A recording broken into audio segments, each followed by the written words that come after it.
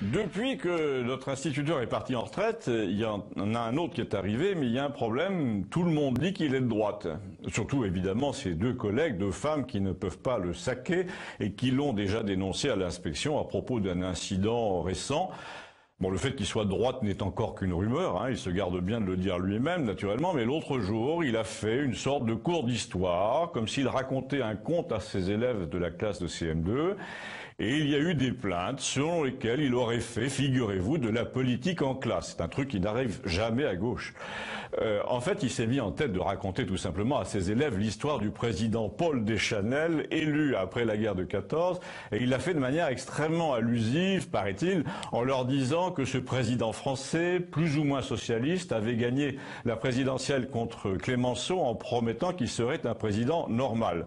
Alors que finalement, on n'avait jamais vu de pire cinglé à la tête de l'État. Et honnêtement, on voit pas le rapport avec aujourd'hui, n'est-ce pas? Il leur a raconté que ce Deschanel avait fait de bonnes études, exprès pour en remontrer à son père, lequel le prenait pour un imbécile, non peut-être sans quelques raisons. Deschanel ne supportait pas les hommes politiques brutaux, comme Clémenceau, qui lui rappelait trop son père, justement. Il n'aimait que les coups en douce, les petites combines au Parlement, les plaisanteries de fin de banquet, et paf, une fois élu, il s'est mis à faire ce qu'un président faisait à l'époque, c'est-à-dire des gueuletons, des galipettes et des inaugurations.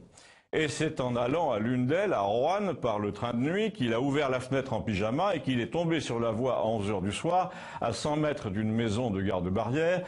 Là, légèrement blessé, les pieds nus, il remonte le ballast et frappe chez le fameux garde-barrière en lui disant « Je suis le président de la République ». Le type s'apprête à lui répondre « Ça tombe bien, moi je suis l'archevêque de Lyon », mais sa femme dit « Laisse René, c'est peut-être vrai parce qu'il a les pieds propres ».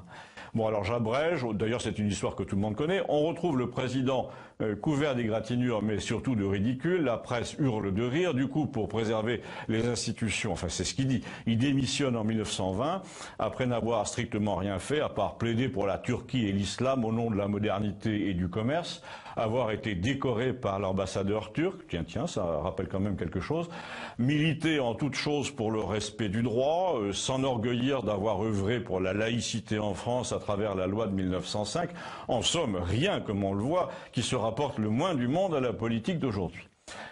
Toutefois, notre nouvel instituteur a intérêt à se tenir à carreau après le rapport de ses collègues, mais il dit que de toute façon, il n'est là que pour attendre de trouver quelque chose dans le privé, car il n'a aucune envie de passer sa vie avec les chèvres de l'éducation nationale, dit-il, dont, je cite, il ne peut pas blairer la bergère. Donc cette fois, pas de doute, il est vraiment de droite et je vais peut-être l'inviter à dîner. Si vous connaissez un instituteur qui lui ressemble, dites-le moi, merci.